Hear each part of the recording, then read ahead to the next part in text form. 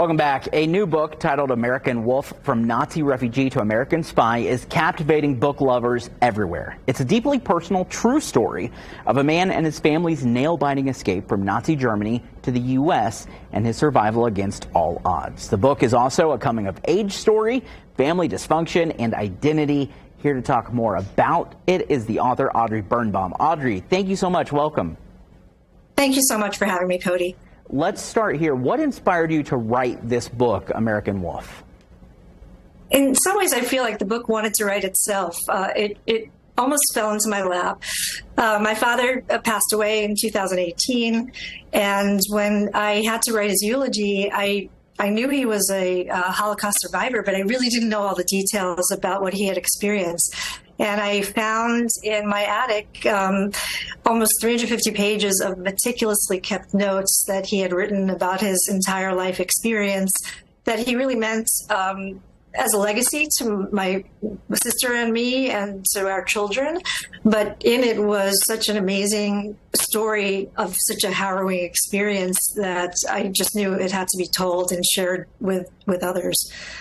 That must have been mind-boggling to sit down and read those notes, because I'm sure he probably didn't share a lot of that with you as you were growing up, right?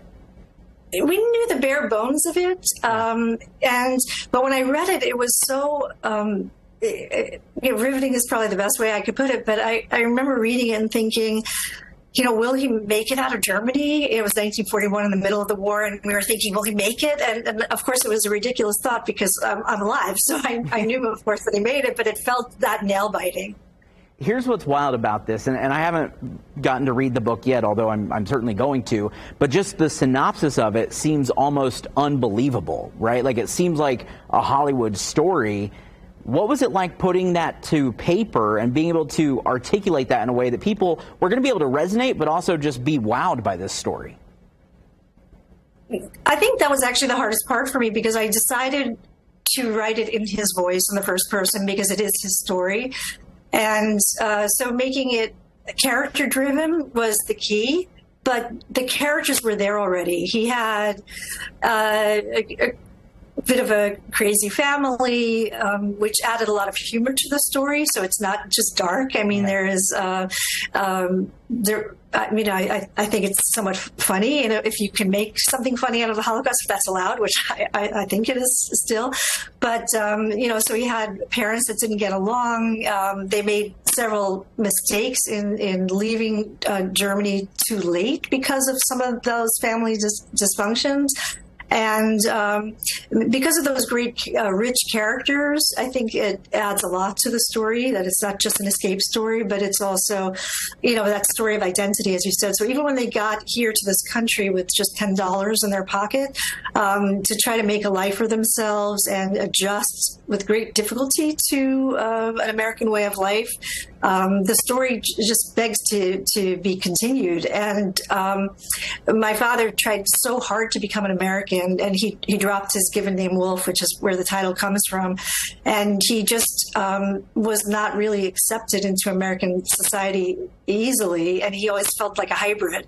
And so he did return to Germany as an American intelligence officer in the height of the Cold War, which is where his story kind of comes full circle. What did you learn about yourself while writing this book? Where the crazy comes from. Yeah.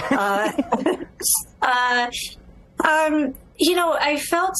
think mostly I felt such an attachment to my father and such a closeness to him that, and I felt I understood his troubles. To be fair, he was not the easiest father. He had tremendous anxieties, and mood lability would be the best way that I would put it. And I don't think my sister and I ever fully understood the roots of it. We couldn't possibly understand it till we understood all the losses that he had experienced throughout his childhood, and even again once he had come to this country, the losses were so deep. And then, of course, I think many people have heard of the concept of intergenerational trauma, and so I think we feel affected by it, whether that's through genetics or just through the lived experience being passed down. Sure.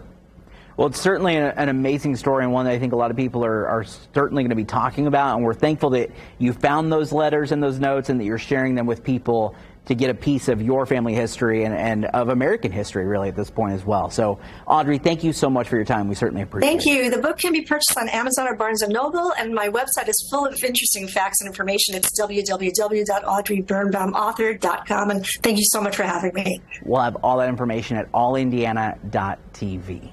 Thank you. Thank you.